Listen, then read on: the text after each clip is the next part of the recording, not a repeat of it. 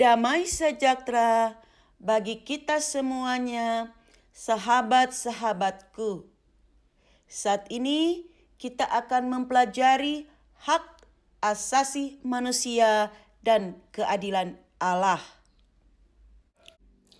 Serikat persaudaraan, berdirilah teguh, sempurnakan persatuan di dalam Tuhanmu.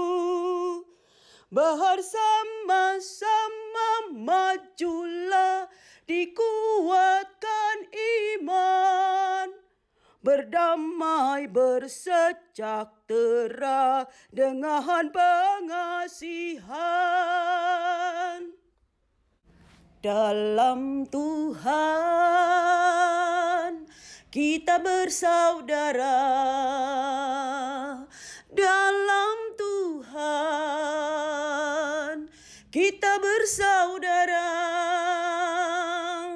dalam Tuhan kita bersaudara, sekarang dan selamanya. Dalam Tuhan kita bersaudara. Dalam hak asasi manusia terkandung nilai-nilai yang luhur dan patut dianut. Berkaitan dengan hal ini, ada 3 teori yang dapat dijadikan kerangka analisis, yaitu teori realitas mendasari pandangannya pada asumsi adanya sifat manusia yang menekankan keinginan diri sendiri dan egoisme dalam dunia, seperti bertindak anarkis. Dalam situasi anarkis, setiap manusia saling mementingkan dirinya sendiri, sehingga menimbulkan tindakan yang tidak manusiawi. Teori relativitas kultural berpandangan bahwa nilai-nilai moral dan budaya bersifat partikular atau khusus.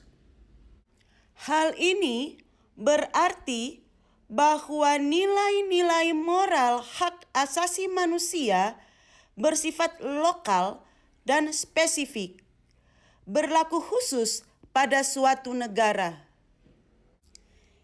Teori radikal universal berpandangan bahwa nilai-nilai hak asasi manusia bersifat universal dan tidak bisa dimodifikasi untuk menyesuaikan perbedaan budaya dan sejarah suatu negara. Nilai-nilai hak asasi manusia berlaku secara universal di semua tempat. Pemahaman dan pengakuan terhadap nilai-nilai hak asasi manusia berlaku sama dan universal bagi semua bangsa dan negara. Nilai-nilai yang bersifat lokal dapat ditentukan oleh budaya dan lingkungan tertentu. Sedangkan nilai-nilai yang bersifat universal menjadi pengontrol dari nilai-nilai hak asasi manusia yang didasari oleh budaya lokal atau lingkungan yang spesifik.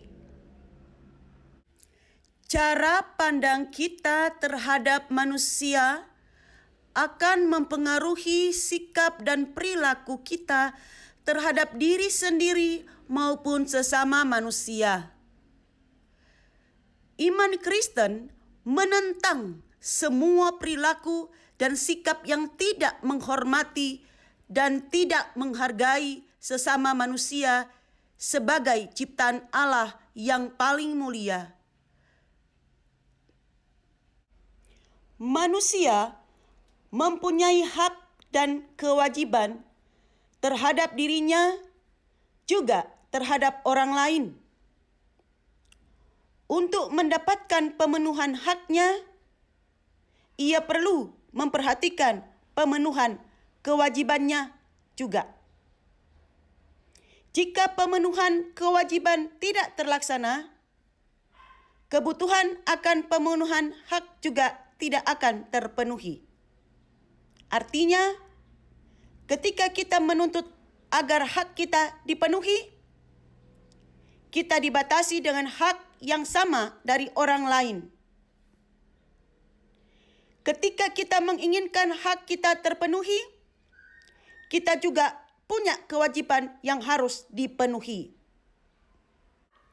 Perilaku Kristiani yang harus dimiliki orang percaya dalam hubungan dengan hak asasi manusia adalah menghormati diri sendiri dan sesama manusia sebagai ciptaan Tuhan yang mulia. Menghormati kehidupan yang diberikan Tuhan kepada sesama manusia. Menghormati kebebasan dan kemerdekaan diri sendiri dan sesama manusia. Menghargai pendapat, pandangan, atau pilihan orang lain, meskipun berbeda dengan pendapat, pandangan, atau pilihan pribadi. Bhinneka Tunggal Ika. Meski kita berbeda-beda, tetapi tetap bersatu.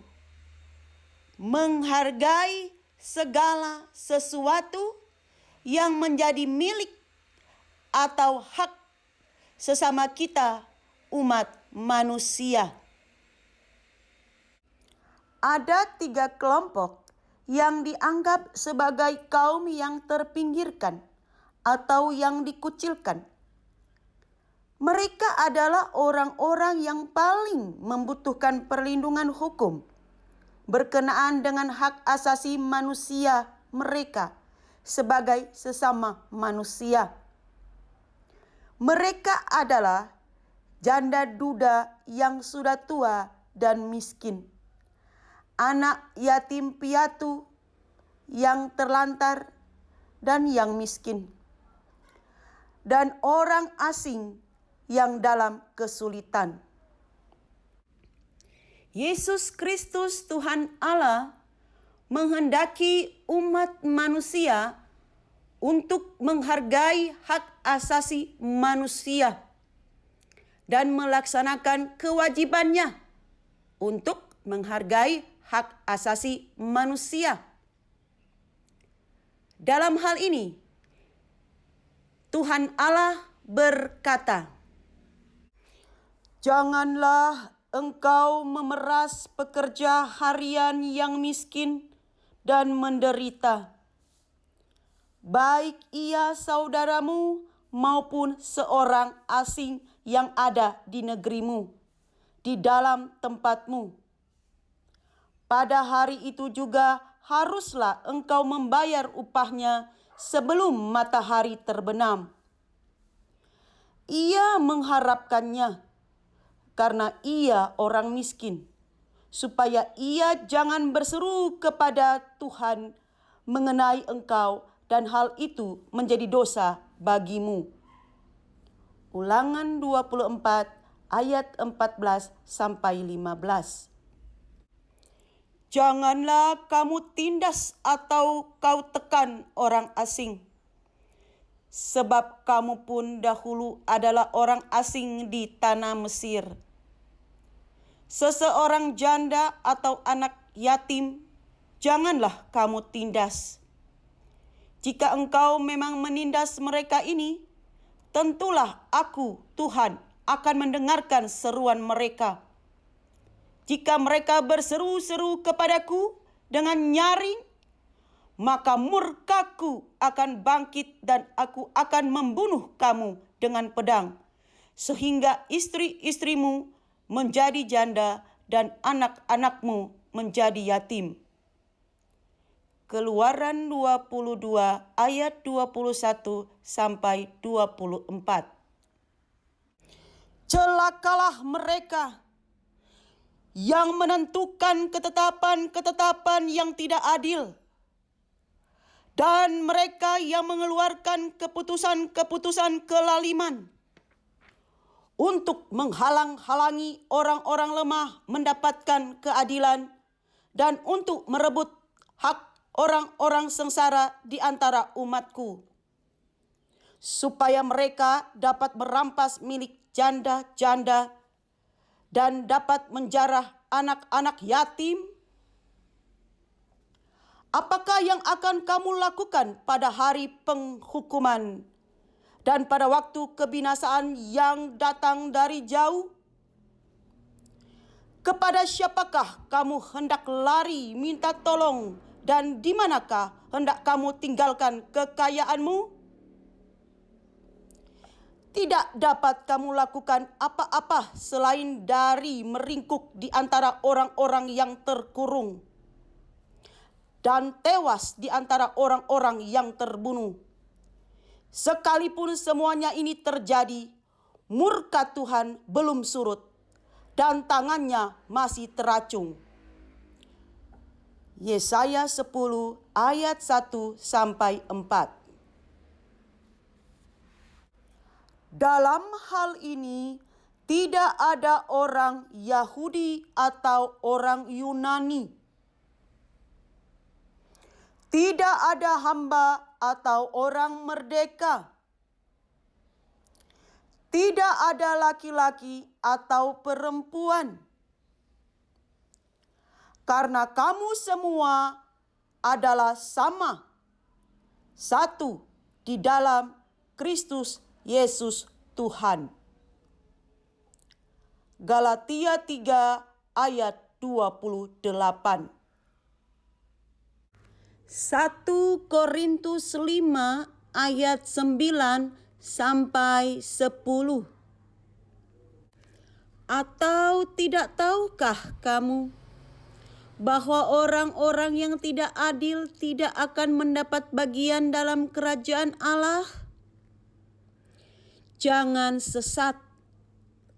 Orang cabul, penyembah berhala, orang bersinah, banci, orang pemburit, pencuri, orang kikir, pemabuk, pemfitnah, dan penipu tidak akan mendapat bagian dalam kerajaan Allah.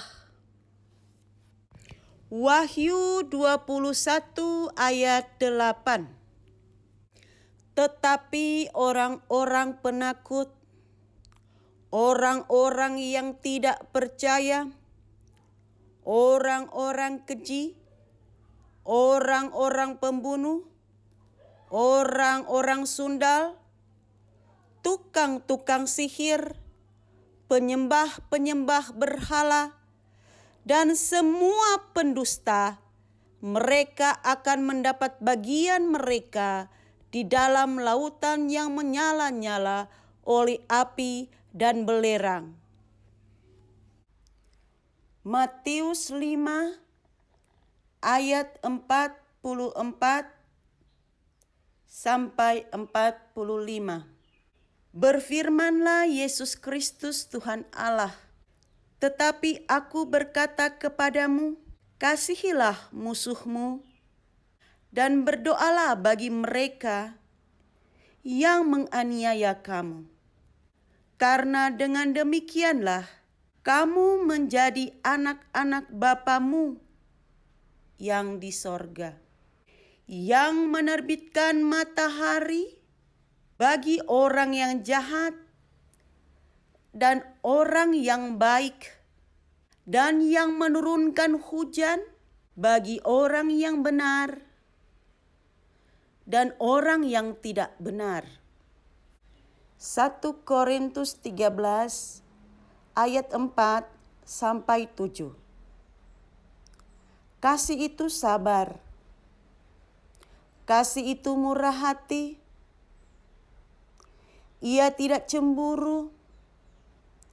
Ia tidak memegahkan diri dan tidak sombong. Ia tidak melakukan yang tidak sopan dan tidak mencari keuntungan diri sendiri. Ia tidak pemarah dan tidak menyimpan kesalahan orang lain. Ia tidak bersukacita karena ketidakadilan, tetapi ia bersukacita karena kebenaran. Ia menutupi segala sesuatu, percaya segala sesuatu, mengharapkan segala sesuatu, sabar menanggung segala sesuatu.